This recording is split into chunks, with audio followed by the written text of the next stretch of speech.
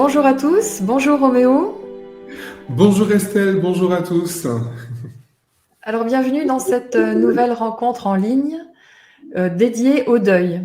Nous allons voir aujourd'hui avec Roméo Cournal, qui, je le rappelle, est formateur en neurosciences appliquées, coach intuitif et praticien en thérapie brève.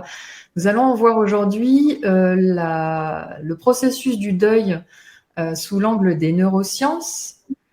Nous allons voir en quoi il est important de s'assurer de bien faire nos deuils, volontaires ou involontaires. Nous allons voir en détail en quoi ça consiste. Et puis surtout, nous allons découvrir en quoi cela peut aider à réduire les violences, les problèmes comportementaux et aussi la maladie. Bienvenue Roméo. Merci de m'accueillir Estelle. Effectivement, alors si tu veux bien, je vais commencer justement par l'aspect conséquences donc sur la maladie et sur les violences, parce qu'en réalité c'est ce qui est à l'origine en fait de ce webinaire. C'est-à-dire que j'ai remarqué, et j'en ai eu beaucoup en plus ces derniers temps, je me suis retrouvé face à des événements un peu dramatiques. Par exemple, en Martinique, il y a eu un autre, j'ai envie de dire malheureusement, un autre crime passionnel récemment. Une femme qui a été donc assassinée par son ex-compagnon, par son compagnon du coup, son mari peut-être même, qui refusait finalement la séparation. Alors, c'est vrai que c'est des choses qu'on entend malheureusement souvent. En tout cas aux Antilles, j'ai des tonnes et des tonnes malheureusement de souvenirs de journaux.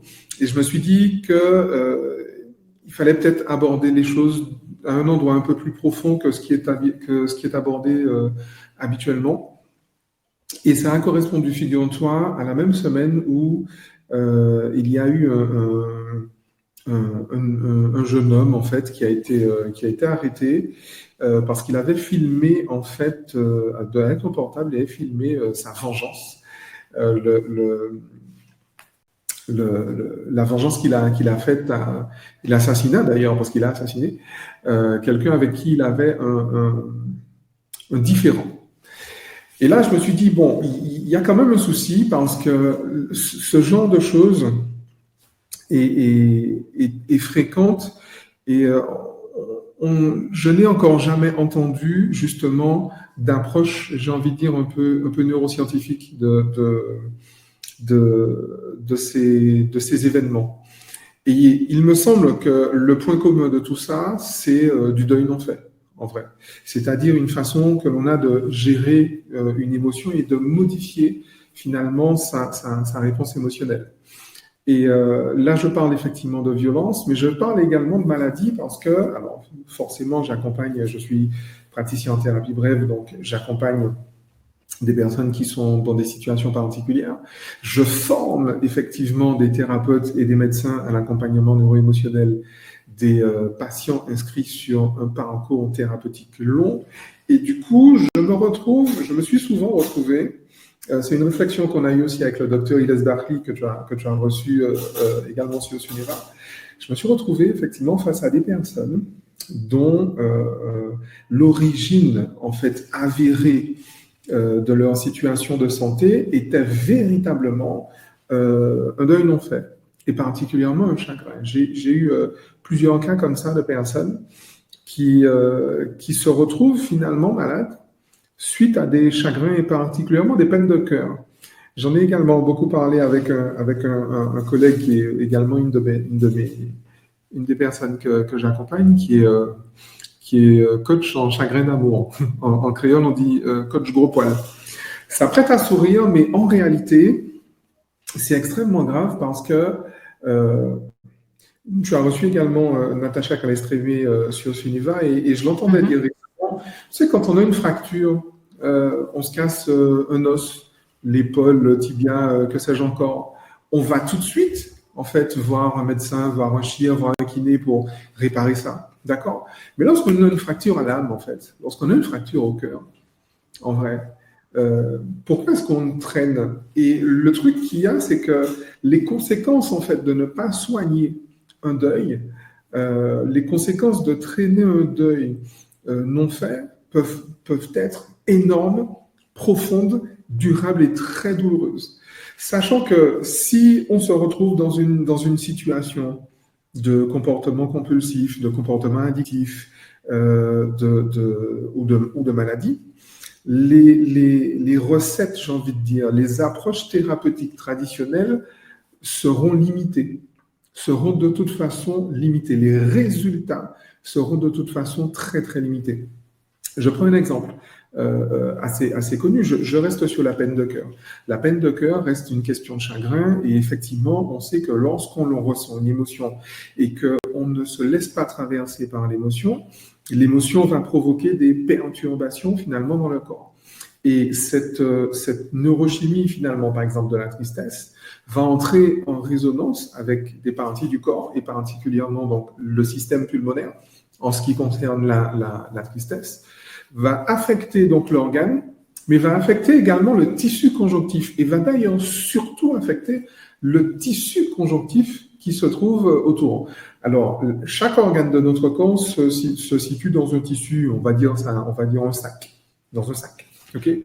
En ce qui concerne les poumons, on parle de la plèvre. En ce qui concerne le cœur, on parle du péricarde. En ce qui concerne les viscères, par exemple, on parle du péritoine. Et l'idée, c'est que un deuil non fait, une émotion non digérée, non dépassée, en fait, va affecter les tissus conjonctifs, en fait, qui correspondent à certains organes. Et l'idée, c'est que je me souviens également de cette personne qui racontait qu'effectivement, elle a eu une grosse peine d'amour, gros chagrin d'amour, séparation, machin, compliqué, et qui se retrouve à pleurer. Il est important de noter que ça concerne, voilà, quand on parle de deuil, ça ne concerne pas que la mort d'être cher. Voilà, il s'agit de la fin de toute situation qui n'aurait pas été complètement digérée, comme on dit. Hein. Oui, absolument. Et ce que tu racontais comme, je dirais, comme fait divers, ce genre de crime passionnel est encore vraiment d'actualité parce qu'il y a seulement un mois, c'est arrivé près de chez moi. Je ne suis pas allée voir si c'était un deuil qui était à l'origine, mais en effet, malheureusement, c'est trop fréquent. En tout cas, si on parle de refus de séparation, c'est forcément une terreur par rapport au deuil, en vrai. Parce qu'une séparation, quand on se sépare, on fait le deuil de la séparation. On va le voir tout à l'heure, on fait 3 deuils, en fait. Et ça, c'est important. Mais et justement, l'idée de ce que me racontait cette accompagnée, c'est que elle a donc été voir des thérapeutes parce qu'effectivement, elle n'arrivait pas à se défaire finalement de ce chagrin d'amour. Ça peut être tenace, un chagrin d'amour. Hein. Ça peut traîner, ça peut durer. Et elle a été reçue et accompagnée par une thérapeute qui a trouvé, alors après plusieurs échecs, finalement ce qui s'est avéré être le moyen d'arrêter le symptôme. Et donc, effectivement, elle a arrêté de pleurer. Le souci, c'est que quelques mois après, elle déclenche un syndrome prolifératif et donc déclenche un cancer. Et là, il y a un problème. Tu sais à quel point je tiens justement à la formation des thérapeutes, précisément à cause de ce genre de choses. Parce que souvent, on voit des thérapeutes qui ont une démarche finalement symptomatique et l'ignorent. C'est ça qui est grave. C'est qu'ils ignorent qu'ils ont une démarche symptomatique et se disent que, voilà, quelqu'un vient me voir, elle pleure parce qu'elle a un chagrin d'amour, son problème c'est qu'elle pleure. Son problème c'est qu'elle a un chagrin d'amour. Non, ce n'est pas ça. On l'a dit 100 000 fois sur Suneva et je continuerai à le répéter. Un problème ne se pose pas à l'endroit où il se manifeste et il ne se manifeste pas à l'endroit où il se pose. D'accord ? Et d'ailleurs, la réponse émotionnelle de pleurs est une réponse complètement juste qu'il ne faut jamais arrêter. D'accord ? Au contraire, il ne faut pas l'arrêter. Parce que c'est comme ça que le corps va dissiper son agitation. C'est comme ça que le corps va dissiper son comment je vais appeler ça, son agitation, sa production justement émotionnelle.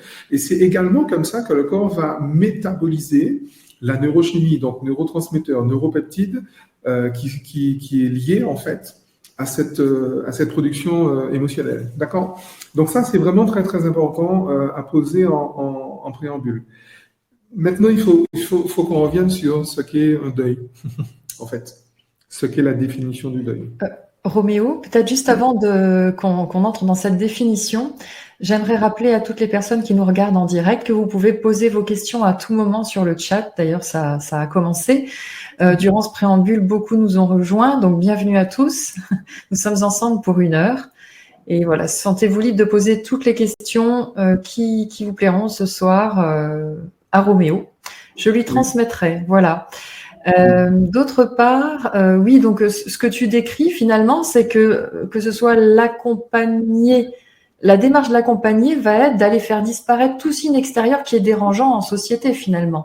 Tout comme on se serait brisé l'épaule, ça se voit, on est plus fonctionnel, on va aller cacher nos émotions au lieu d'aller régler la source du problème en fin de compte. Il est là le souci. Alors l'idée c'est que l'un et l'autre, c'est-à-dire l'accompagné et l'accompagnant, peuvent ignorer en fait qu'ils sont tous deux dans une démarche purement une lapalissade, si tu veux, purement symptomatique de je veux me débarrasser de ce problème que j'ai, et ce problème c'est la conséquence finalement de ce deuil non fait.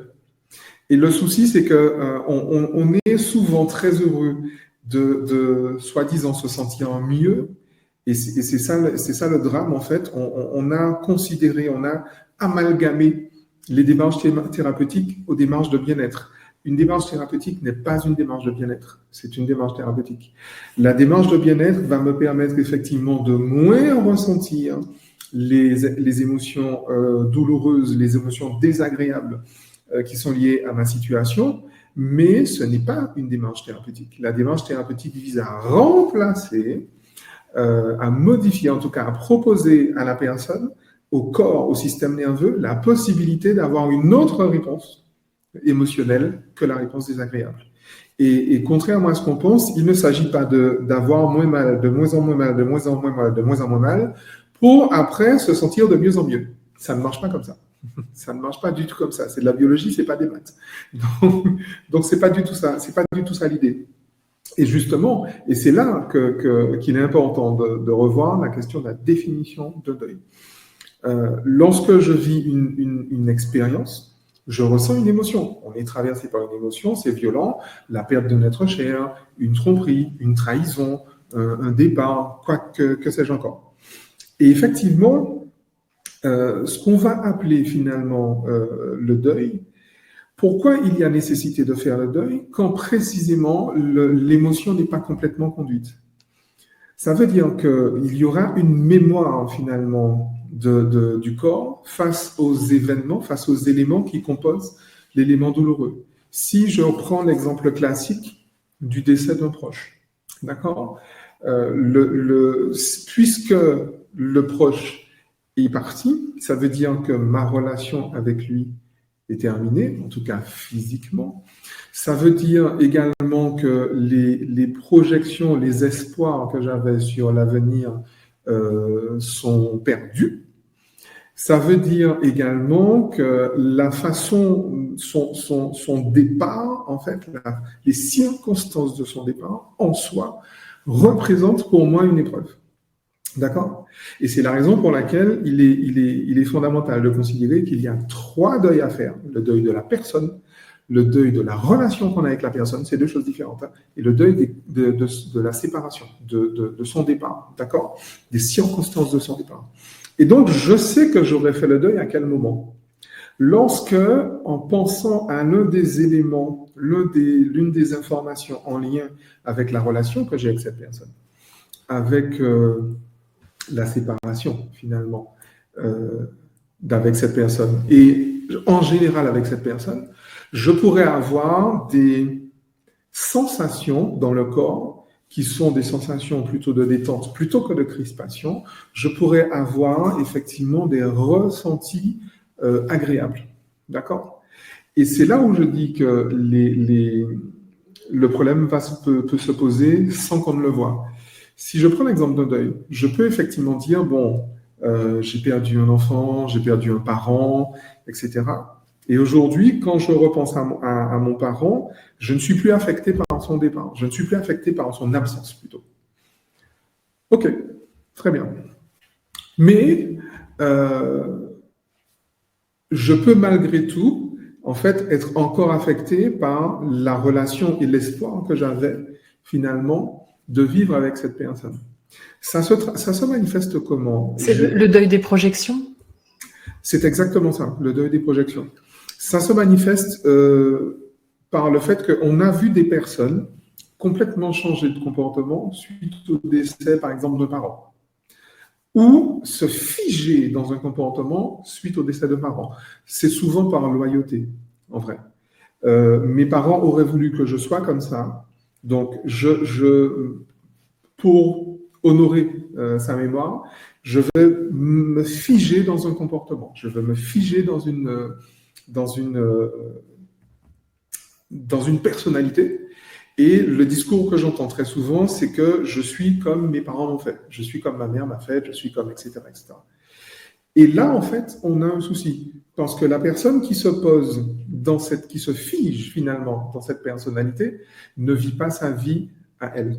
Cette personne vit une vie en fonction et donc est encore enfoncée dans sa blessure narcissique finalement, dans cette volonté de garder l'attention, donc de garder le lien symboliquement avec la personne disparue, le parent, maman, papa, etc.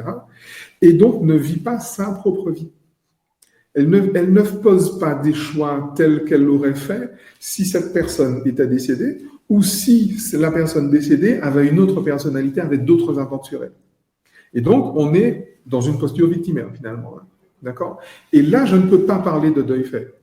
Là, je ne peux pas parler de deuil fait. Est-ce qu'il peut s'agir d'une information qui n'ait pas été clairement verbalisée par la personne qui est partie? Par exemple, parfois, on pense, on suppose que la personne aurait souhaité ça de nous, etc. Ça peut être le cas? Ah, bien sûr, c'est toujours le cas, puisque encore une fois, le non-conscient, donc inconscient, subconscient, c'est 95 à 99% finalement de qui nous sommes, de ce que nous croyons être. Donc oui, bien évidemment qu'il y a des attachements qui sont tacites, il y a des loyautés qui sont tacites, il y a des conclusions finalement que l'on tire par rapport à des personnes, surtout lorsqu'on parle de parents. Lorsque je parle de parents, pourquoi c'est si important de parler des parents? Parce que, encore une fois, ce sont les fournisseurs principaux d'attention. Ce sont les personnes qui ont le plus contribué à la création du moi social, c'est-à-dire du rôle que nous jouons, donc de notre personnalité, le rôle que nous jouons en société, ce que nous montrons, le personnage fictif, superficiel et suradapté que nous avons créé, encore une fois, que nous avons eu raison de créer, mais que nous avons bien raison de quitter, parce que précisément, ce qui nous a permis de survivre, aujourd'hui, nous empêche de vivre. D'accord? Je ne vais pas refaire tout ce qu'on a vu déjà ici sur les questions de blessures narcissiques, de dépression infantile précoce, etc. Mais l'idée, c'est que dans un deuil non fait, si je vais plus loin encore que la dépression infantile précoce, on peut avoir, et on trouve très souvent, des stratégies narcissiques en lien avec la personne disparue. D'accord? Ça fonctionne également pour des personnes qui ne sont pas décédées. Ça fonctionne également pour les séparations, les divorces, etc. Il fut un temps, j'ai énormément accompagné des personnes en phase de divorce. J'ai d'ailleurs accompagné des collègues qui se sont spécialisés dans le divorce. Et l'idée, c'est qu'on a souvent, alors j'invite les personnes qui nous regardent et qui ont vécu des séparations, c'est-à-dire tout le monde, à se pencher sur la question. On a souvent, finalement, on tire des conclusions par rapport à une relation passée. On tire des conclusions sur la vie, on tire des conclusions sur les hommes, sur les femmes. On se dit, bon, la prochaine fois, il ne se passera pas ça pour qu'il m'arrive ça, etc., etc. Alors, ça a l'air normal, ça prête même à sourire. Mais le souci, c'est que neurologiquement, c'est précisément ce que j'appelle un deuil non fait. Précisément. C'est-à-dire que je vais adopter un comportement que je n'aurais pas eu si je n'avais pas eu la relation avec la personne, si je n'avais pas eu la séparation avec la personne, si je n'avais pas eu les espoirs que j'avais investis dans la relation avec la personne. On est encore dans un deuil non fait. D'accord? En même temps, est-ce qu'il est possible d'aborder une nouvelle situation sans que ce soit avec les parties de nous telles qu'on s'est construit par les expériences passées? Alors, on appelle ça l'antifragilité. En vrai. On appelle ça l'antifragilité. C'est-à-dire qu'en neurologie, on dit que le souvenir sans la charge émotionnelle s'appelle la sagesse. Cette sagesse, justement, ce que le docteur Aberkan appelle la neurosagesse, c'est justement la libération, finalement, du système nerveux des schémas automatiques. Je parle bien des schémas automatiques. Je ne dis pas, en fait,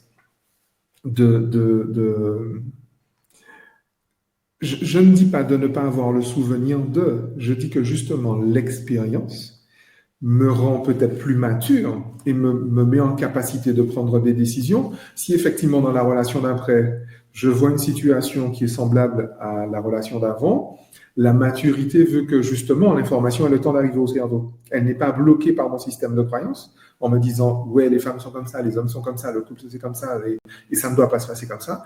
Si j'ai fait le deuil, je suis en capacité d'accueillir en vrai ce qui se passe et de réfléchir, de poser un comportement rationnel, c'est-à-dire que j'aurais posé avec mon lobe préfrontal et non pas seulement avec on va dire ça en français courant, mon système limbique. Voilà, d'accord. Et ça c'est extrêmement important. Et tu sais, là où je le vois très, très fort, et je pense que les personnes qui ont suivi avec nous la formation Glitz le voient également, dans 90% des Glitz, il y a un deuil en fait. Donc, alors, je précise que la Glitz, la grille de lecture des inscriptions traumatiques subconscientes, ça y est, je l'ai maintenant quand même, est une formation disponible en ligne sur Soneva TV, donc sur le site soneva.ca en page TV. La parenthèse est refermée. On a quelques questions. Dès que tu es prêt, on pourra oui, alors je veux bien justement répondre aux questions pour aller dans la suite, justement. Parfait. Alors, nous avons une question de David par rapport au début de la conférence. L'attachement se situe-t-il au niveau cérébral? L'attachement se situe au niveau... Est-ce qu'un attachement, c'est au niveau cérébral? Non, pas que. Pas que. L'attachement, ce qu'on appelle le lien d'attachement, qu'on observe tel qu'on en parle en psychologie ou ailleurs, en réalité, se situe dans tout le système nerveux. Alors, il y a des attachements. Alors, il y en a de plusieurs types, hein, des évitants, des fuyants, des fusionnants. Enfin, je ne sais plus exactement. Il y a des termes consacrés à ça, mais en réalité, ça se situe. Alors, moi, je le situe le cœur, en tout cas, du lien d'attachement. Je le situe au niveau de l'hypothalamus, puisque c'est l'hypothalamus qui est le chef d'orchestre finalement du comportement. Mais en vrai, le lien d'attachement, il est dans tout le corps, il est même dans le corps entier. J'ai parlé des tissus conjonctifs, j'ai parlé des fascias qui englobent en fait les organes. En réalité, nos tissus conjonctifs, nos fascias, sont en relation. Il y a tout, c'est fascinant, hein, mais il y a des systèmes en fait d'échange de relations de tissu à tissu à moyenne portée, sur des personnes que l'on côtoie, des personnes que l'on fréquente, et même à très longue distance à travers des ondes scalaires ou des choses comme ça, ce qu'on retrouve par exemple en biorésonance. Mais l'idée, c'est que le corps lui-même produit, en fait, tous les tissus, et particulièrement les tissus conjonctifs, vont produire, en fait, vont émettre des informations, et en fait, le lien d'attachement va se lier de corps à corps, en fait, de tissu à tissu. Tu sais, souvent dans les situations amoureuses, on dit « je l'ai dans la peau ».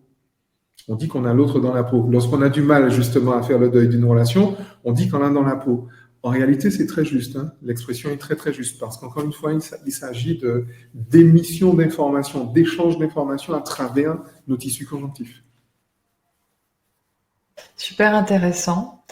Alors, on va poursuivre avec la question de Kathleen, que tu avais surnommée à Nice Jessica, je crois. Ça te permet de voir de qui il s'agit. Alors, quelle différence peut-on faire entre le trauma et le deuil alors? S'il y en a. est un deuil non fait. Un deuil non fait. Parce que précisément, le deuil, je vais plutôt dire que le deuil, c'est la capacité de retrouver sa liberté neurologique. Le trauma, c'est la répression de tout ou partie de la charge émotionnelle en lien avec d'une expérience, finalement, quelle qu'elle soit. Mais le deuil va correspondre, si tu veux, à la libération justement du traumatisme consécutif à l'événement. D'accord? Le deuil va consister, s'il n'y a pas trauma, parce qu'il peut ne pas y avoir trauma, le deuil va consister justement en une séquence finalement de gestion de l'émotion en fonction des capacités du système nerveux. Il y a plusieurs étapes dans le deuil. La première étape du deuil, c'est le déni. Si tu veux la surprise, le déni, on dit non, c'est pas possible, ça n'est pas arrivé. D'accord? Et puis après, on traverse un certain nombre d'émotions. Et c'est ce en quoi consiste justement le travail de l'accompagnant, c'est d'accompagner la traversée de ces différentes émotions. C'est ce qu'on va voir pendant l'atelier.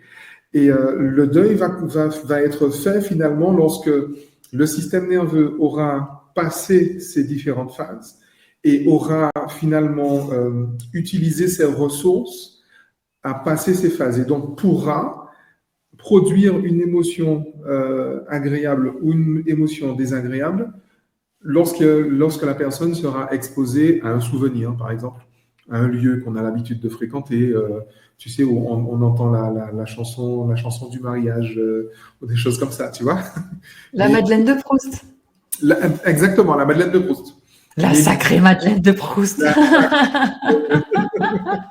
La sacrée Madeleine. Mais c'est une excellente image parce que justement, la Madeleine de Proust exprime très bien le deuil fait. Parce qu'à aucun moment, Proust, il dit qu'il regrettait sa grand-mère, hein, qui pourtant était décédée. On est OK? Il raconte justement des choses qui sont plutôt agréables. Je prends un exemple que je connais bien, c'est le mien. Je disais récemment à une amie que je crois avoir fait tous les deuils, par exemple, par rapport à mon père. Mon père est décédé il y a quelques années et ce n'est que l'année dernière que j'ai fait le deuil de la séparation. D'accord? C'est-à-dire des circonstances de son décès. Parce que bon, il était quand même âgé. C'est pas non plus surprenant qu'il soit parti. C'est assez naturel. Il était au-dessus de l'espérance de vie des Français. Mais j'ai été extrêmement marqué par ses funérailles parce qu'il a été incinéré.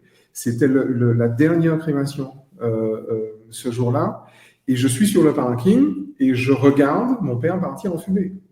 J'ai été hyper marqué par ça. Quand on voit la fumée qui sort du crématorium, c'est un petit crématorium de village, et j'ai été extrêmement, extrêmement marqué par ça. Pendant très longtemps, jusqu'à l'année dernière, ça me faisait des émotions très désagréables. Aujourd'hui, lorsque j'y pense, j'ai plutôt un sourire, et je pense d'ailleurs au sourire très particulier qu'avait mon père. J'ai plutôt des élans de tendresse et je me dis, ben voilà, tu vois, le paternel, ben il est parti comme ça. Lui qui était tellement proche, justement, et qui nous a tellement éduqués et insisté sur l'humilité, nous disait, ne prenez pas trop la grosse tête, parce qu'un jour, ça finit. Et effectivement, je me suis dit, ben voilà, l'humilité dont il parlait, c'est cette façon qu'il a de partir en fumée et de se dire, voilà, tu te souviens, pendant toute ta vie, tu as dit attention à l'orgueil, attention, ne te prends pas pour qui tu n'es pas parce qu'un jour tu finis.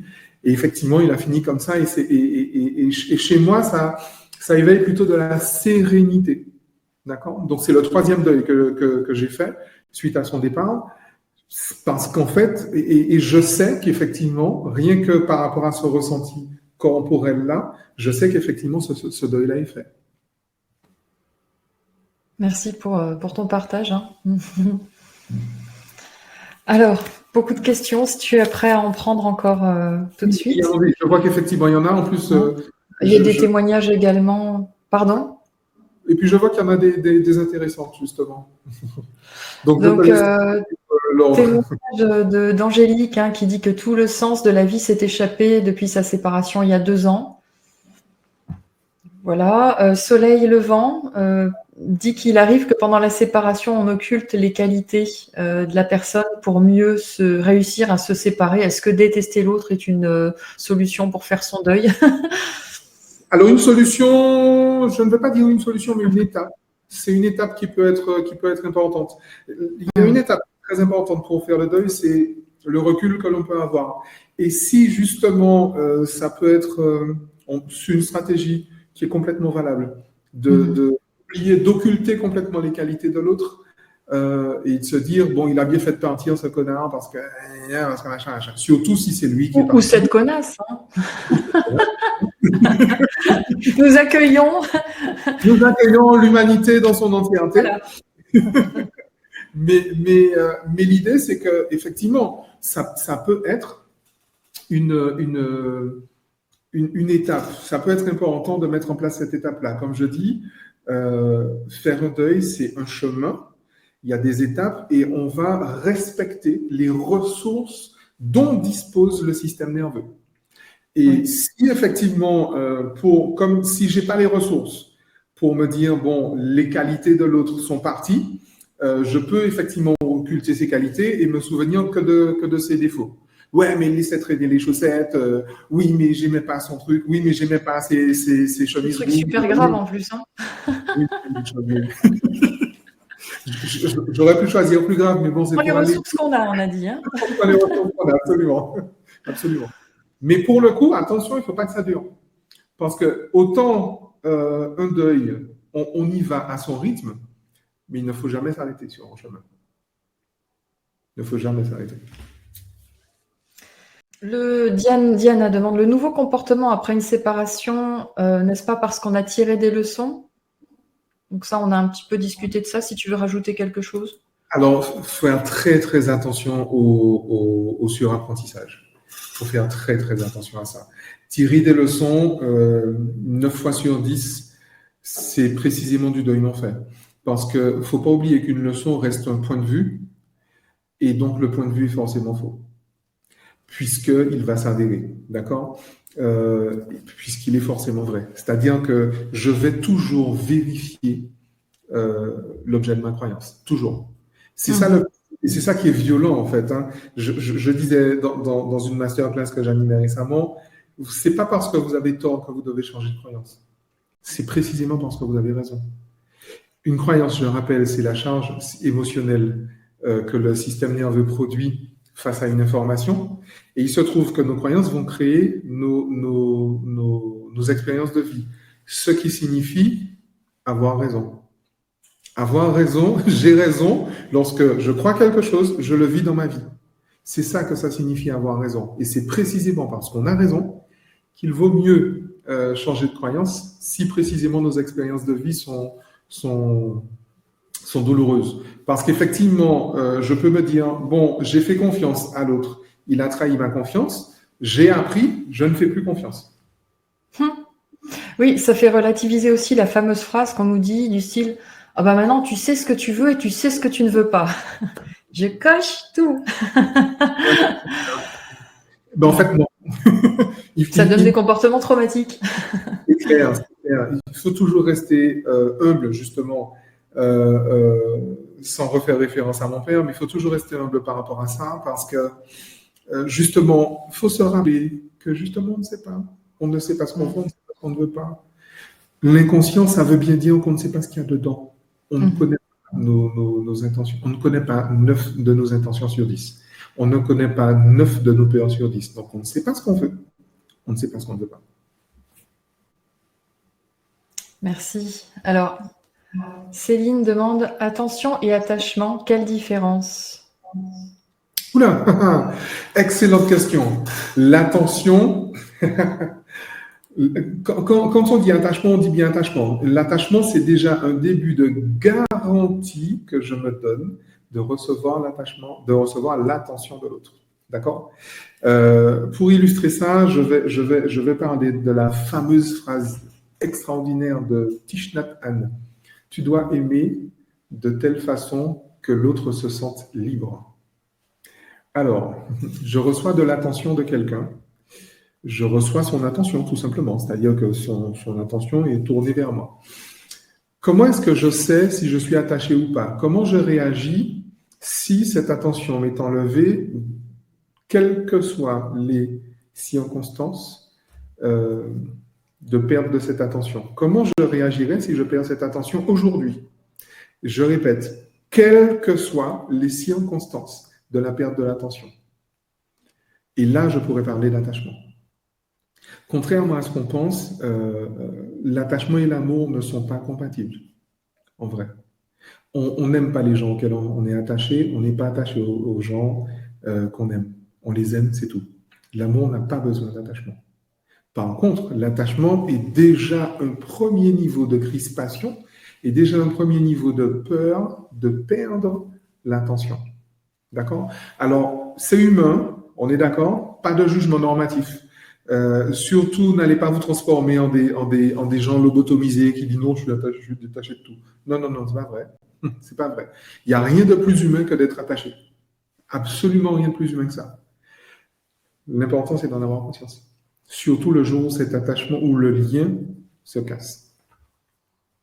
OK? Merci. Morgane demande, l'accompagnement thérapeutique du deuil dans le cadre d'un suicide d'un proche s'aborde-t-il de la même façon? Alors, oui et non.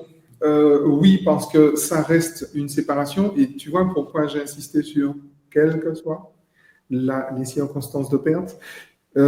Oui, dans ce sens où il y aura toujours, merci pour la question Morgane, ça me permet de faire la transition sur le reste, sur justement les étapes globalement d'accompagnement. C'est-à-dire que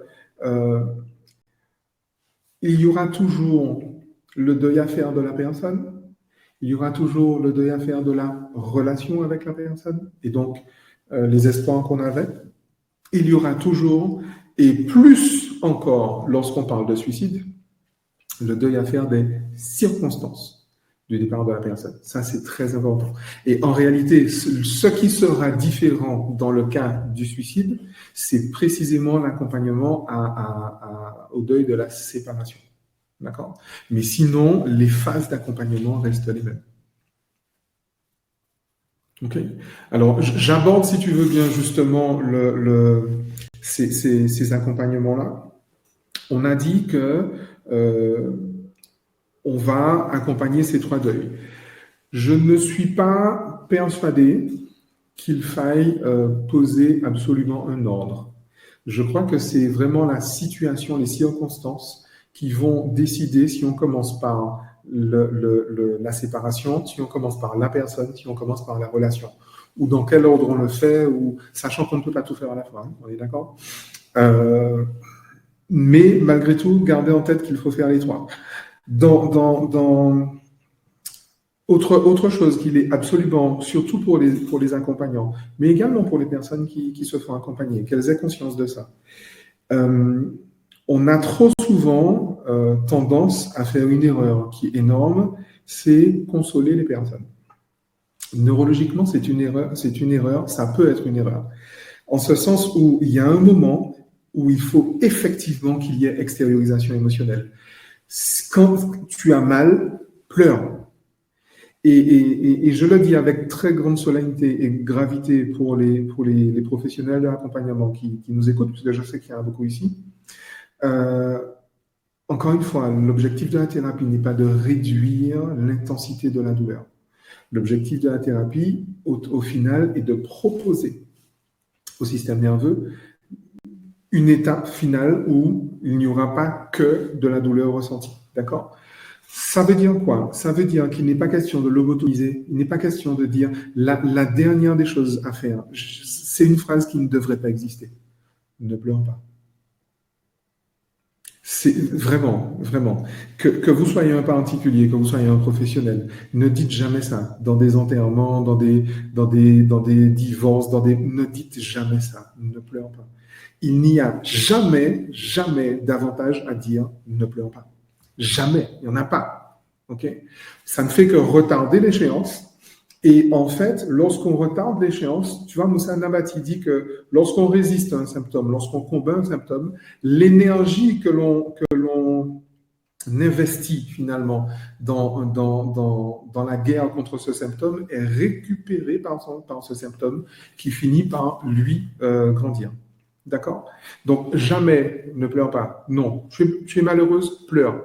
Comment tu te sens? Qu'est-ce que tu ressens? Quelles sont les sensations dans ton corps? Est-ce que ça te fait mal? C'est précisément, on va interroger, on va accueillir et même encourager la verbalisation de l'émotion et des sensations. Ça, c'est fondamental. Et pour les personnes qui sont elles-mêmes en situation, trouvez un moyen. Alors, une émotion s'extériorise par un processus thermique, un processus mécanique, d'accord? Processus thermique, je ressens une émotion froide, genre la tristesse, le chagrin, la déprime, je m'expose à des températures chaudes, je vais faire un hammam par exemple, je ressens une émotion chaude, je suis en colère, je m'expose de la rage, de la rancune, de la rancœur, je m'expose à des températures froides, ou encore je mets mon corps dans le mouvement, le yoga, la course, le sport, tout ce que tu veux. Alors, il se trouve que lorsqu'on traverse un deuil, on va traverser des émotions froides, on va traverser des émotions chaudes. Donc, les personnes et surtout les accompagnants doivent reconnaître à quel moment on passe de l'un à l'autre. Parce que si vous êtes dans la colère, je suis en colère contre la vie parce que j'estime que mon père n'aurait pas dû mourir, et que derrière, je vais faire un hammam, ou j'ai un coup de chaud, je fais un malaise vagal. D'accord? Parce que je suis en charge de mon système. D'accord? Je ressens effectivement, je suis triste, je suis déprimé, et il se trouve que c'est l'hiver, je vais plus facilement effectivement prendre froid, je vais plus facilement faire une hypothermie, je vais plus facilement avoir des symptômes comme ça que le froid va embarquer sur moi, d'accord? Et je risque l'atonie, ouais, c'est ça, l'atonie ou l'apathie. D'accord? Donc, on fait très attention en fait à ça. Il est important que tous et chacun ait déjà en tête cette règle. Il y a des émotions chaudes, des émotions froides. D'accord? Il n'y a pas d'émotions positives, il n'y a pas d'émotions négatives. Il faut arrêter avec ça. Ça, c'est les erreurs du développement personnel. Il faut arrêter ça. Il y a des émotions chaudes, des émotions froides. Il y a des émotions agréables, des émotions désagréables.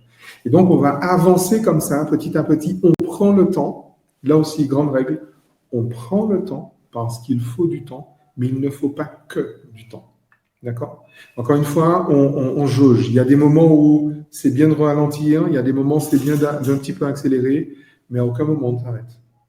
Parce que si on s'arrête, en fait, on rajoute, je dis ça, mais on le fait tous, on rajoute encore à ce chemin qui est douloureux, qui est inconfortable, c'est vrai, mais qui est totalement humain.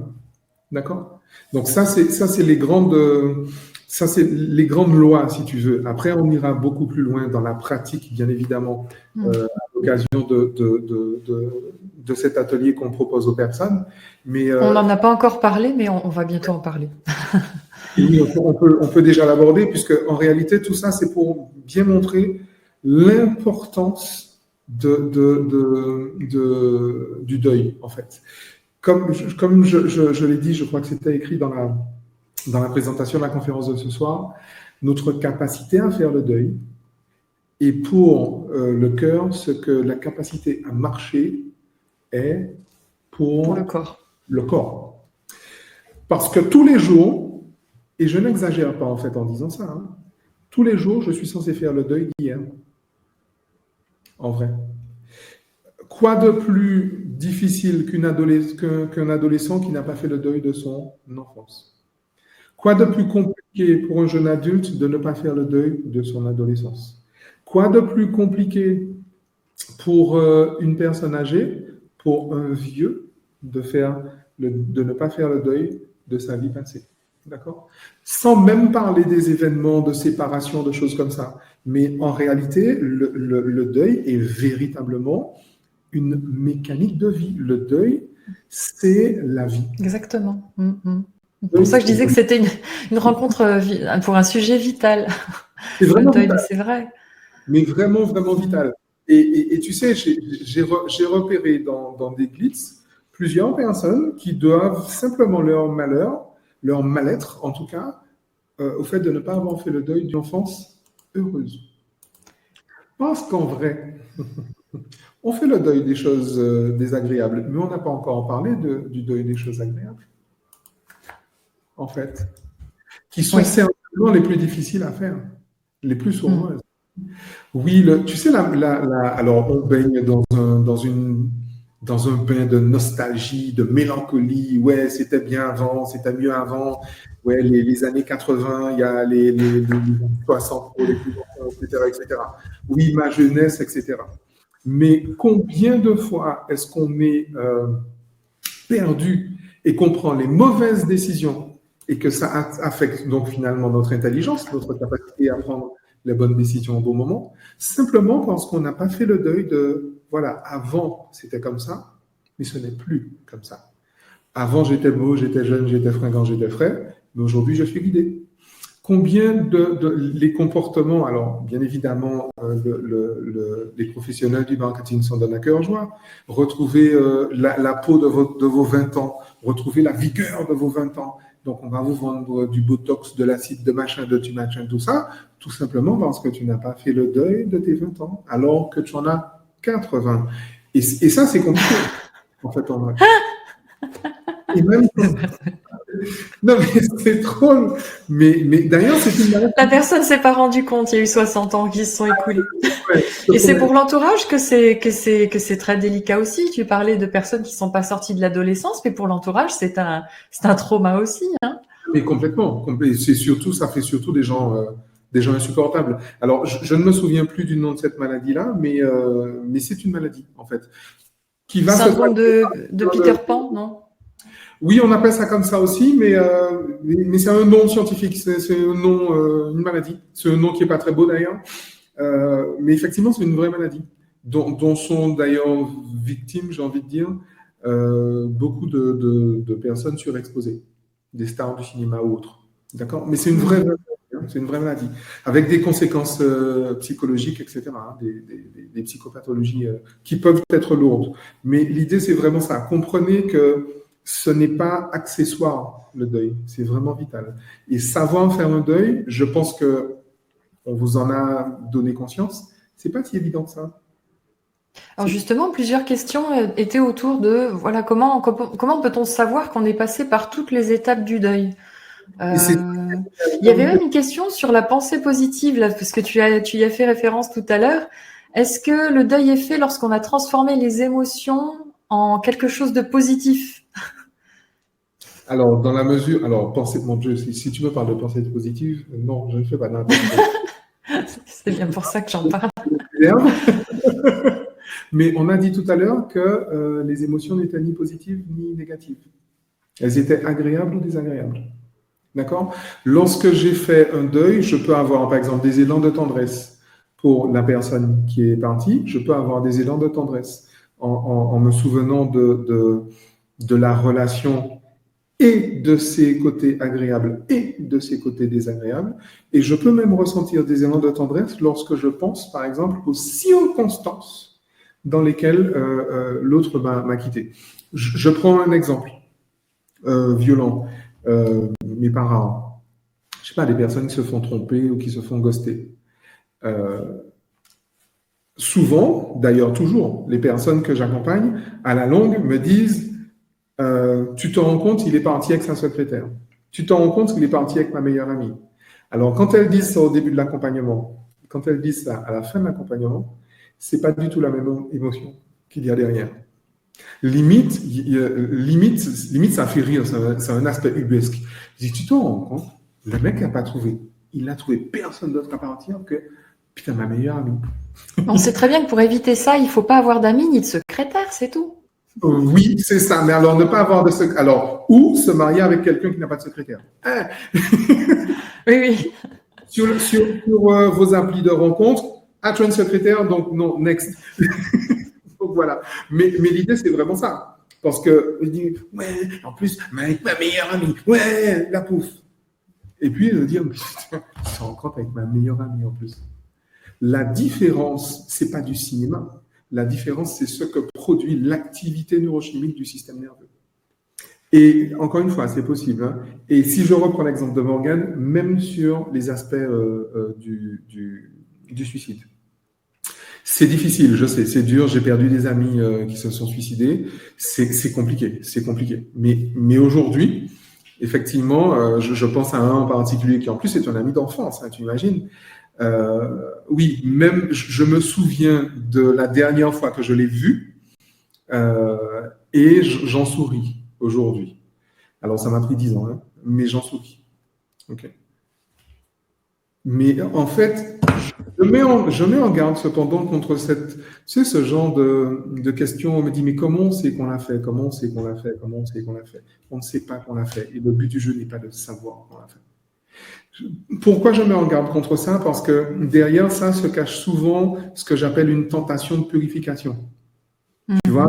Alors, ça y est, j'ai fait le deuil. Ah, mais c'est cool, ça y est, j'ai bien fait. Ah, ok, je suis quelqu'un de bien, j'ai bien fait. Et c'est un processus qui ne s'arrête peut-être jamais. Et effectivement, il y a des personnes qui ne le feront jamais. Mais il y a des étapes. Il y a des étapes.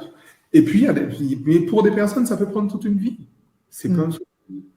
C'est de l'humain, hein, c'est que de l'humain. Alors, il y a deux types de deuil aussi dont j'aimerais parler. Merci pour vos questions. Alors, Axel demande comment faire le deuil d'un compagnon pervers narcissique. Et il est vrai que la perversion narcissique fait vivre, je crois, ce qu'on appelle la dissonance cognitive. Hein, c'est ça, voilà. D'où la difficulté vraiment à passer à une autre étape. Alors, ma question est très simple. Pour faire le deuil d'un pervers narcissique, il faut faire le deuil de sa propre perversion narcissique. Je répète, un pervers narcissique, ça n'existe pas. Il en faut deux. Pour qu'il y ait perversion narcissique, il faut deux pervers narcissiques. Un qui est sur le volet bourreau et un qui est sur le volet victime. D'accord? La perversion narcissique, la réponse est dans la définition. Il y a la perversion narcissique est un schéma relationnel dans lequel l'un et l'autre s'assurent, usent de perversion pour s'assurer, pour se garantir l'attention de l'autre. D'accord? L'attention, pas son affection, son attention. Okay? Et le pervers narcissique victime se garantit de l'attention de l'autre précisément parce que le bourreau ne le lâche pas, en vrai. Vous savez très bien, vous qui avez été victime de pervers, j'ai moi-même été victime, hein, je sais ce que c'est. Vous qui avez été victime de pervers narcissique, vous savez très bien que votre PN préféré ne pense qu'à vous. Et sa vie tourne autour de vous. Et vous êtes garanti qu'il ne vous oubliera pas. Je me rappelle que dans perversion narcissique, il y a narcissique. Donc, ça renvoie à la blessure narcissique. Et je rappelle que la blessure narcissique s'équilibre à travers une croyance que l'on a travaillée. Alors, on ne l'a pas travaillé à Nice, mais j'ai fait un follow-up. Vous avez reçu un mail récemment. Il est aussi naturel et sécurisant pour moi d'être considéré que d'être ignoré. Vous vous serez débarrassé de tous les pervers narcissiques de la Terre lorsque vous serez à l'aise avec le fait d'être ignoré. D'accord? Et si vous avez un pervers narcissique dans votre vie, déjà, c'est parce que vous en êtes un, vous aussi, et que, en tout cas, à ce moment-là, et c'est OK, hein, tout va bien, hein, je veux dire, c'est humain hein, d'être pervers narcissique, c'est OK. Vous êtes aimable quand même, hein, n'oubliez pas. Mais du coup, sachez que vous êtes terrorisé à l'idée d'être ignoré. D'accord? Surtout lorsqu'il y a, enfin, il y a toujours violence, mais lorsqu'il y a violence physique. D'autant plus que quand il y a violence psychologique et violence verbale. D'accord? Mais l'idée est vraiment ça. On se débarrasse de la perversion narcissique en se débarrassant de sa blessure narcissique. Donc, il ne s'agit pas de faire le deuil, il s'agit de grandir, j'ai envie de dire. Merci. Donc, Céline dit qu'elle pose un regard différent maintenant sur ça. Alors, le temps vraiment passe très, très vite. Je crois qu'une heure est vraiment insuffisante pour ce sujet. Il y a quand même quelques questions que j'aimerais passer encore. Et aussi, justement, vous parlez de l'atelier qui aura lieu les 3 et 10 juin en ligne. Donc, durant cet atelier, Roméo, on va passer à la pratique pour pouvoir justement passer à travers les deuils. à travers les différentes étapes du deuil et faire une vraie en fait, pratique de l'antifragilité. Donc, on va expliquer en français courant, parce que c'est vraiment pour tout le monde. C'est pas que pour les professionnels de l'accompagnement, mais bien évidemment, les professionnels de l'accompagnement gagnent vraiment, vraiment beaucoup à participer à cet atelier, parce que, je sais pas, curieusement, c'est une formation qui est très rare. Dans l'offre de formation thérapeutique, c'est très rare qu'on parle du deuil, alors que c'est vital. Mais on sait bien que la mort est tabou. C'est vrai, c'est vrai, c'est vrai. Et du coup, on va parler de la neurologie, en fait, des émotions. On va parler des lois physiologiques des émotions, justement. Et on va aborder chacune des émotions que l'on rencontre dans les processus de deuil. Donc, bien évidemment, la tristesse, le dégoût, la surprise, très important, la surprise, la colère, la peur. On va parler bien évidemment de déni. On va parler de déni amnésique. On va parler de refoulement. Et donc, on va déjà expliquer, une fois qu'on a compris en fait le principe dans le corps, une fois qu'on s'est reconnu, parce que, encore une fois, c'est hyper universel, on l'a tous vécu. Hein. Donc, le simple fait d'avoir certains éclairages nous met en résonance avec nous-mêmes. Donc, une fois qu'on aura reconnu cet enseignement à travers notre expérience, ce sera beaucoup plus facile d'entrer dans la pratique. Donc, on va vraiment voir la pratique le deuil de la personne, le deuil de la relation, le deuil de la séparation. D'accord? Et on va bien évidemment parler d'un écueil qui est celui de la résilience. Alors, je renvoie les personnes à cette conférence que j'ai faite ici même, qui s'appelait les limites de la résilience d'ailleurs. Mais le processus de deuil n'est pas un processus de résilience. Attention à ça. Ça c'est l'un des plus gros écueils. La résilience, c'est la capacité de reprendre l'état qu'on avait avant le choc. C'est surtout pas ce qu'on cherche, parce que c'est pas possible déjà à la base, et ce n'est pas souhaitable non plus. On va entrer dans une vraie démarche d'antifragilité, d'accord? C'est-à-dire que l'on va se renforcer à travers le chaos. On va renforcer notre maturité, on va renforcer notre niveau de conscience, on va augmenter tout ce que tu veux. On va s'augmenter soi-même à travers justement ce choc-là que peut représenter la fin d'une période, la fin d'une époque, un déménagement, très important ça, les déménagements. C'est beaucoup plus traumatique qu'on ne le pense, un déménagement. La fin de l'enfance, la retraite, avant la mort, il y a la retraite, hein, pour beaucoup en tout cas, et c'est tant mieux. Et en vrai, on va vraiment entrer dans cette démarche d'antifragilité et surtout, on va aborder, alors petit à petit, parce que c'est un peu violent, la vraie démarche thérapeutique qui n'est pas la démarche de bien-être. C'est-à-dire qu'on va voir comment on va préparer son corps à entrer dans l'émotion qui n'est pas justement conduite. Donc pour toutes les personnes qui sont en situation de deuil non fait, on va vraiment dans la pratique entrer dedans. On va entrer dedans doucement, mais on va vraiment entrer dedans et on va faire une démarche vraiment cathartique qui fait que effectivement on va, tu sais, je dis toujours douille ta race, attends que ça passe, douille ta race en grâce, on va douiller notre race. D'accord? Mais dans la pratique, on va voir comment on douille sa race. Et comme justement, il y aura 2 sessions, entre les 2 sessions, vous aurez eu le temps de pratiquer et vous aurez justement eu le temps de voir les premières libérations que ça fait, parce que c'est instantané en vrai. En fait, un deuil, ça se fait rapidement quand c'est le temps de le faire. D'accord? Il faut avoir les ressources pour le faire. Les ressources nerveuses pour le faire, d'accord? Parce qu'en fait, la préparation au deuil, c'est précisément l'entretien des ressources du système nerveux pour passer d'une étape à l'autre, d'accord? Il faut vraiment avoir les ressources, mais une fois qu'on a les ressources, c'est douloureux, mais ça se fait relativement rapidement. Et le gros avantage, et c'est là où on parle vraiment d'antifragilité, plus on fait des deuils, plus il est facile de faire des deuils. En vrai. D'accord? Plus on en fait, plus c'est facile d'en faire. OK? Plus on développe les ressources pour mieux les traverser. On développe en fait une plasticité neuronale. Alors on parle beaucoup de plasticité cérébrale parce qu'on met le cerveau au cœur de tout, Mais en réalité, je suis de ceux qui pensent que le corps dirige le cerveau beaucoup plus que le cerveau ne dirige le corps. D'accord ? Et donc, il est bien question d'une plasticité neurologique, pas que dans le cerveau du crâne, mais dans tout le corps. Okay. Mhm. Merci beaucoup pour ces informations. Donc, on se retrouvera les samedis 3 et 10 juin, 2 heures dans l'après-midi à chaque fois, donc à une semaine d'intervalle. Hein, ça permettra de pouvoir reprendre le travail après une certaine intégration.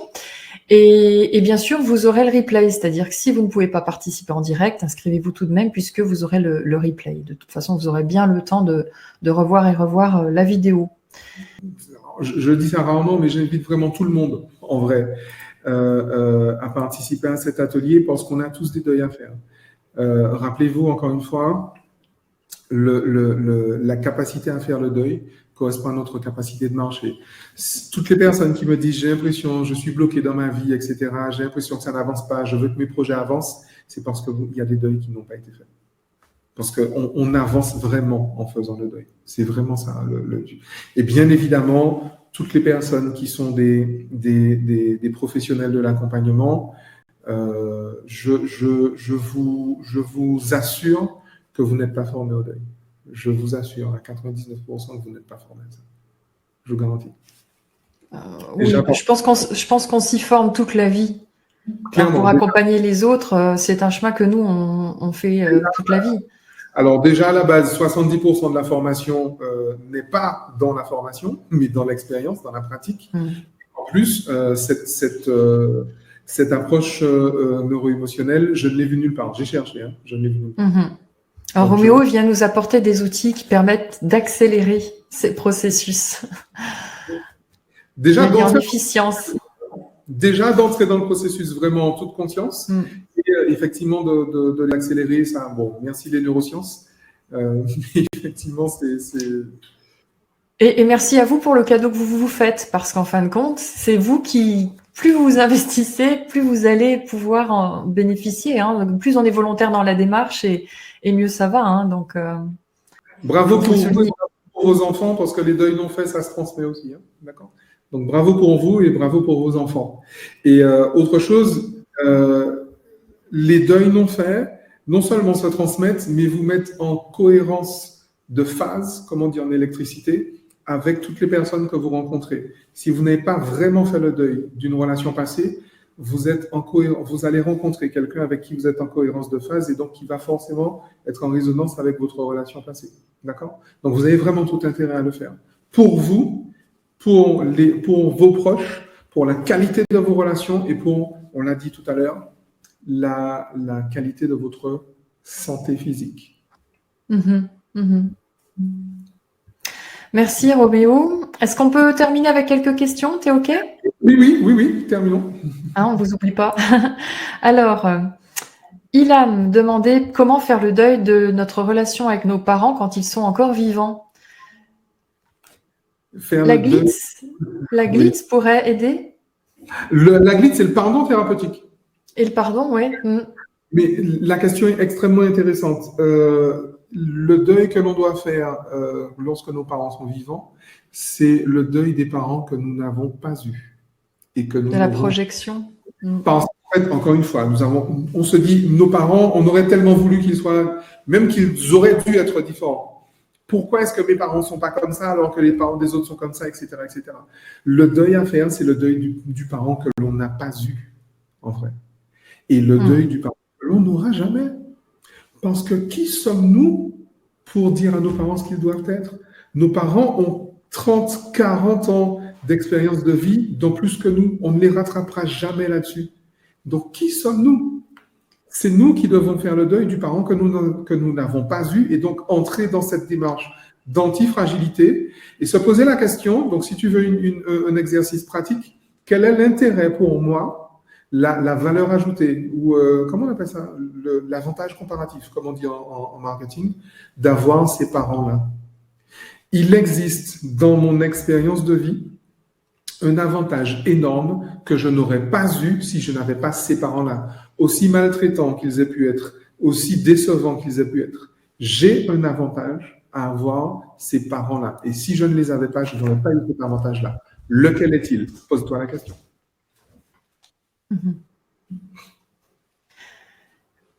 Alors, une autre question fort intéressante aussi, merci.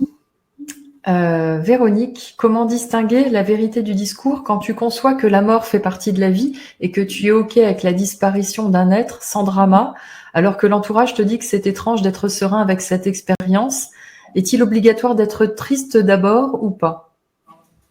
Non, mais la question, c'est pas tellement par rapport au deuil, c'est par rapport à l'entourage. L'entourage te dise que c'est surprenant que tu sois... oui, c'est la vie de l'entourage. Mais je me pose la question sur le fait que ça t'interpelle, en vrai. C'est surtout là que j'aurais posé la question. Est-ce qu'il est obligatoire d'être triste? Non, pas du tout. Mais mais attention, se poser aussi la question, se souvenir que la sidération est une réponse de stress. D'accord? Oui, oui. C'est pas parce qu'on ne pleure pas que tout va bien et que le deuil est fait. Clairement, très clairement. Ramona demande le deuil de la maladie. Très intéressant. Comment faire le deuil de la maladie? Ça s'appelle guérir. Ouais. Alors, je renvoie aux travaux de Gabor Maté là-dessus. Alors, j'imagine qu'on ne parle pas de grippe, mais on parle de maladies qui durent. L'idée, c'est toujours ça. Et on va le voir justement dans la démarche cathartique. C'est-à-dire que si j'ai une maladie, en fait, je dois être en paix dans l'hypothèse de l'avoir dans les 30 années qui viennent ou dans l'hypothèse qu'elle s'arrête dans les 30 secondes qui viennent. D'accord? Et croyez-moi, l'hypothèse qu'elle s'arrête dans les 30 secondes qui viennent est immensément plus terrorisante pour un système nerveux. Sinon, vous seriez déjà guéri. Hein. D'accord? Donc, l'idée, c'est vraiment ça. Lorsqu'on parle de faire lorsqu'on parle de maladie, on va surtout faire le deuil de la santé, pas le deuil de la maladie. D'accord? Bien évidemment, il y a des questions de bénéfices secondaires. Hein, Ilyes en parle et en parle très bien.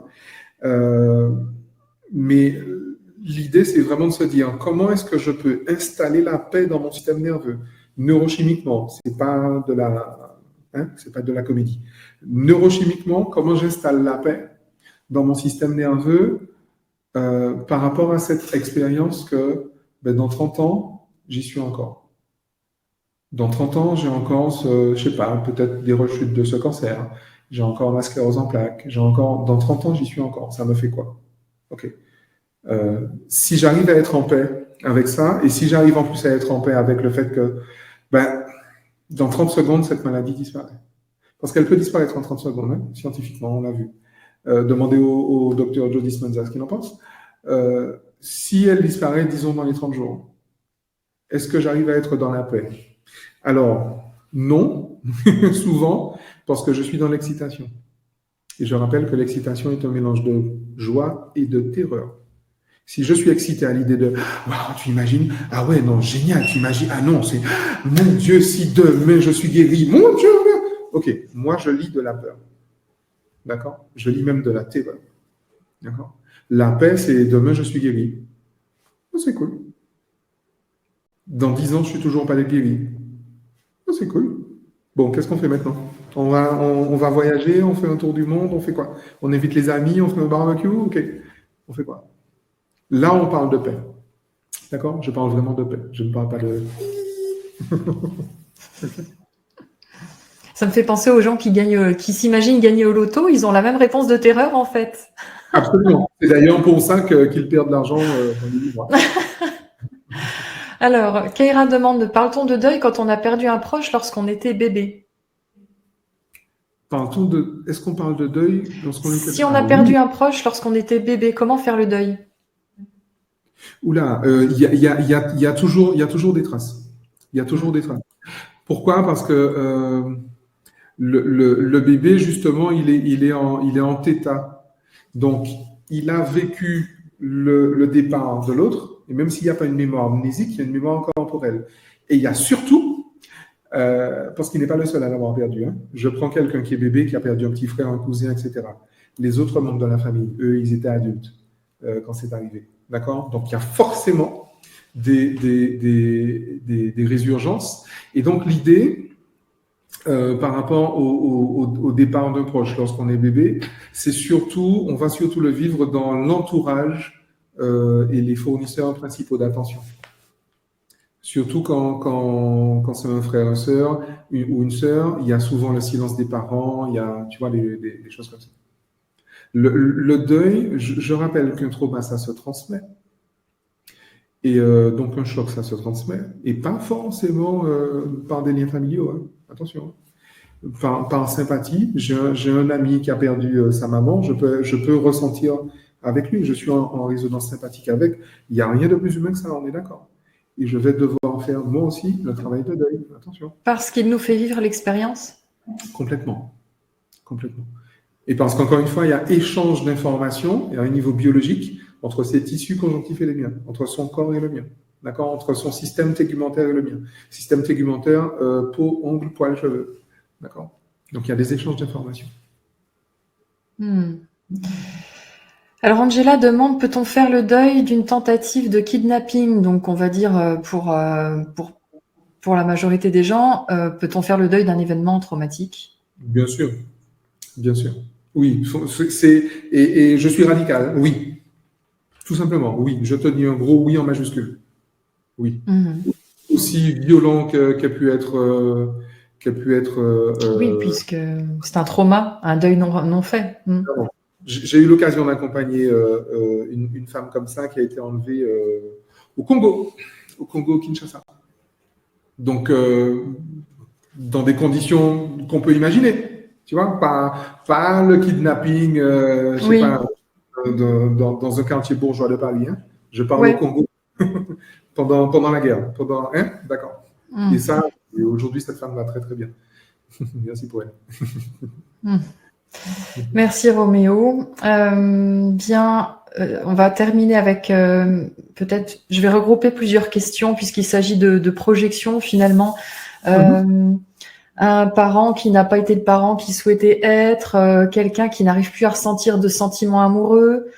Est-ce que tu as une approche en particulier pour ces types de cas? Le parent qui se reproche finalement, je dirais déculpabiliser. Là on est dans si j'ai bien compris, le parent qui se reproche de ne pas être le parent qu'il aurait pu être. Qui s'en veut de ne pas être le parent qu'il aurait voulu être du fait de lui-même ne pas avoir eu les parents qu'il aurait souhaité.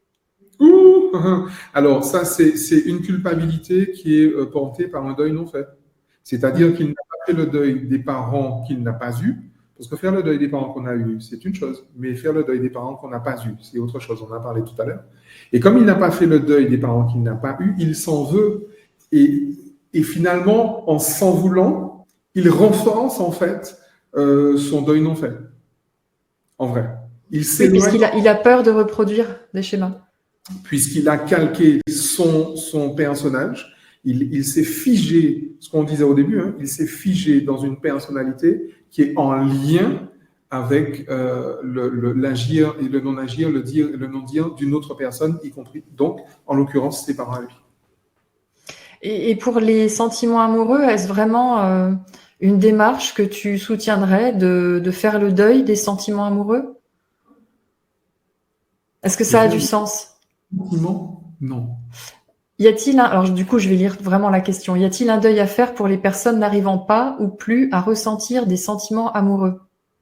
Non. Quelqu'un qui n'arrive pas à ressentir un sentiment amoureux, c'est quelqu'un qui a un problème, qui est entravé, dont le système nerveux est entravé. Et qui est dans une situation. Et la dernière chose à faire, c'est parce que quand j'entends ça, j'entends est-ce que je devrais pas renoncer à mes sentiments amoureux parce que je n'arrive pas à en ressentir? Mon Dieu, non. Mais d'ailleurs, tu n'y arriveras pas. Clairement, tu n'y arriveras pas.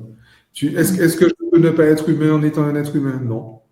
C'est peut-être pour éviter de souffrir inconsciemment? Là, on est d'accord. Mais ça veut donc dire qu'il y a bel et bien là un deuil non fait Il faut aller le chercher, en vrai. Mais à mon avis, une glitz te Voilà. révèle. J'allais dire une glitz en 1 heure avec Roméo ou une personne qui l'a formé, c'est bon. Oh oui, oh que oui. Oh, que oui. Oh, passez pas à côté de l'amour quand même. Y a-t-il vraiment quelque chose qui vaille de passer à côté de l'amour? Franchement. Pour terminer cette rencontre superbe, merci Roméo et merci à vous pour vos questions super pertinentes. Un cas très intéressant, le jumeau perdu, puisqu'il y a quand même énormément, je n'ai plus le pourcentage en tête, mais voilà, c'est des choses que les gens ignorent, mais je crois que c'était en tout cas plus de 30% des grossesses qui sont gémellaires en vérité. J'ai même un cas dans ma famille, donc je sais ce que ça demande comme travail par la suite. Oui, absolument. Pareil, on a toujours en fait les mêmes phases. Il y a toujours, tu sais, j'allais dire un succès d'année, mais non, c'est pas un succès d'année, c'est une trace de culpabilité et des questions autour de l'abandon. Parce qu'un jumeau perdu, c'est quelqu'un qui m'a abandonné. Hein. On est d'accord? C'est-à-dire, je suis resté, il est parti. On appelle ça un abandon. Okay. Donc, l'idée est vraiment d'axer finalement ce travail sur l'abandon, il est parti, donner du sens ou trouver le sens au fait que l'autre ne soit pas resté. Okay. Et bien évidemment, se défaire de la culpabilité d'être resté. Parce que comme moi, je suis resté, ben, je jouis de la vie, mais pas lui. Okay. Donc, il y a un travail à faire à ce niveau, au niveau de la culpabilité et s'autoriser. Alors, ce que je préconise, c'est non seulement s'autoriser, mais limite se faire un devoir, finalement. Comme lui, il ne jouit pas de la vie, je vais jouir de la vie et je vais dédicacer ma jouissance à lui qui ne jouit pas.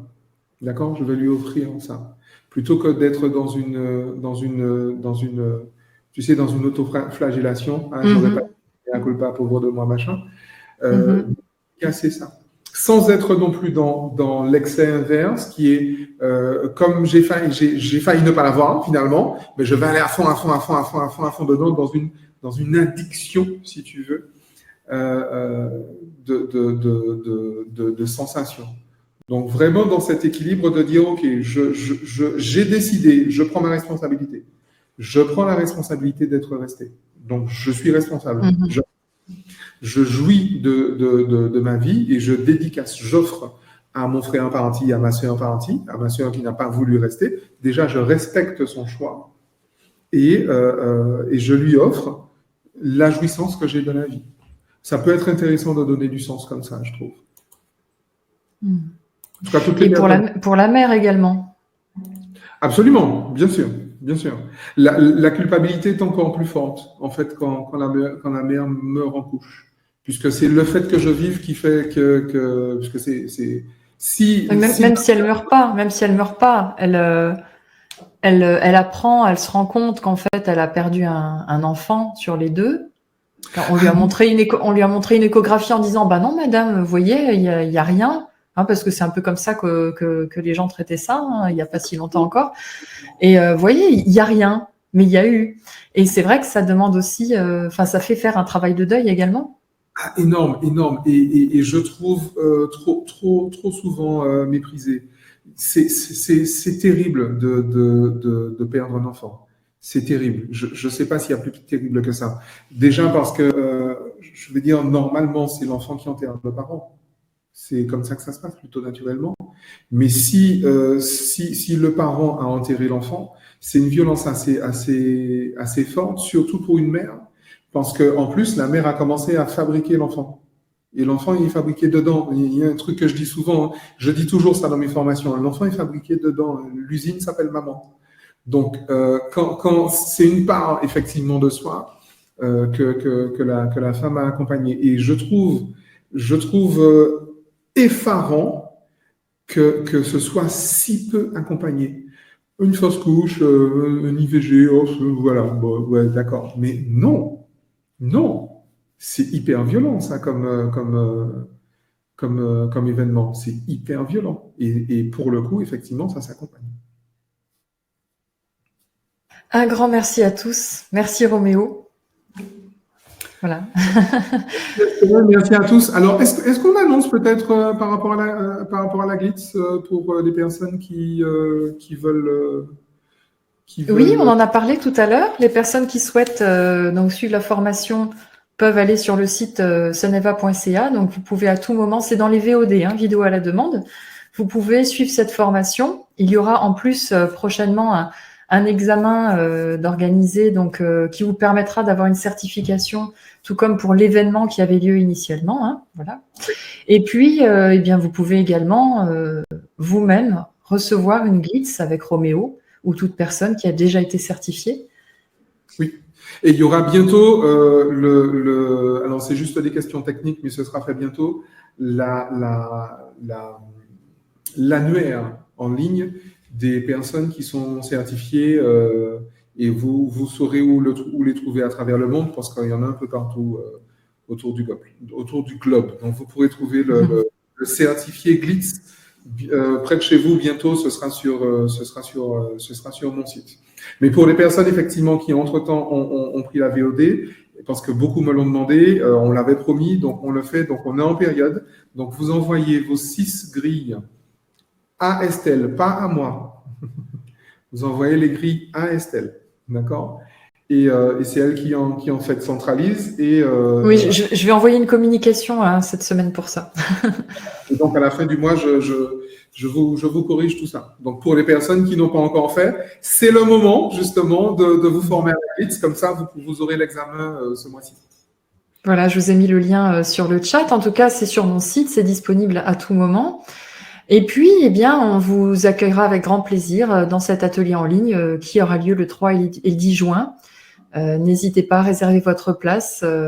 Voilà, on va travailler ensemble. En tout cas, on va vous accompagner dans dans ce processus. On va faire des choses super sympas. Vraiment, tant pour les professionnels que pour les particuliers, on va faire des choses vraiment très, très importantes. Il y aura un avant et un après. Cet atelier-là particulièrement, il y aura vraiment... C'est toujours initiatique parce qu'on va vraiment modifier des choses hein, dans la neurochimie. Donc, c'est vraiment une expérience transformatrice, quoi qu'il en soit. Complètement. Un grand merci, Roméo. Merci à vous tous de nous avoir suivis, de votre attention et de votre participation active. Et puis, je vous dis à très, très bientôt. À bientôt.